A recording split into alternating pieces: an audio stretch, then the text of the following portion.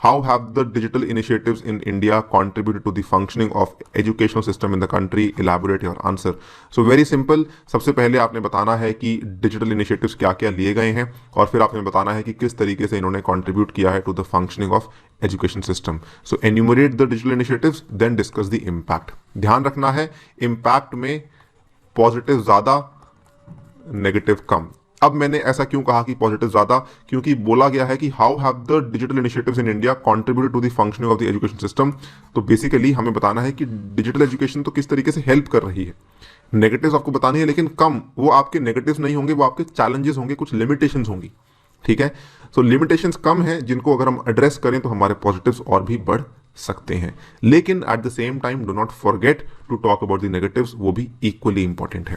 यहां पे अगर आप देखें, with the launch of flagship scheme digital India, government has taken a number of initiatives, और इसमें कई सारे हैं, और ये इनिशिएटिव्स बहुत हेल्पफुल हुए during the covid pandemic, because schools बंद थे, आपकी पाठशालाएं बंद थी, आपके जो ITIs थे वो सब बंद थे। तो इसी के चलते कई सारे initiatives which include Diksha platform, Swayam Prabha TV channel, on air Shiksha Vani, PM e Vidya programme, e Pathshala and telecast through TV channel, ये सब चीजें चल रही थी, है कि नहीं।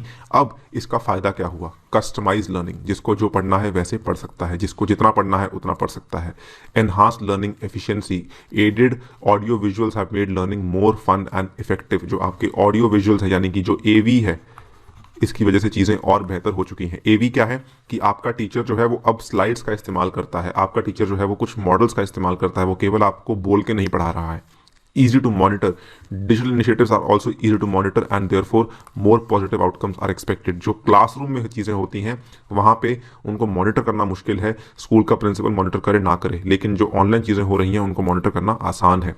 सो digital learning process, the keep tracking of progress is easy and convenient, right. तो ये चीज़ें काफ़ी फायदा हुई हैं।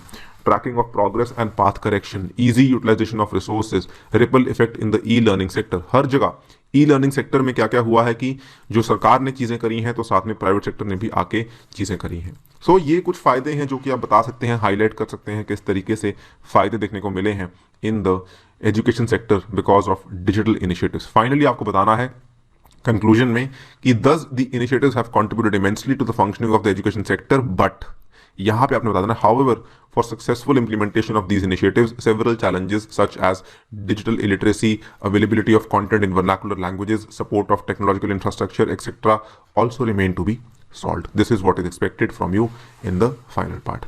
So again I told you, negatives कम बताएंगे आप, पॉजिटिव ज़्यादा बताएंगे, उसी आधार पे आपका जो है ज़्यादा अच्छा आंसर सामने आएगा, and this is what is expected from you in this particular question.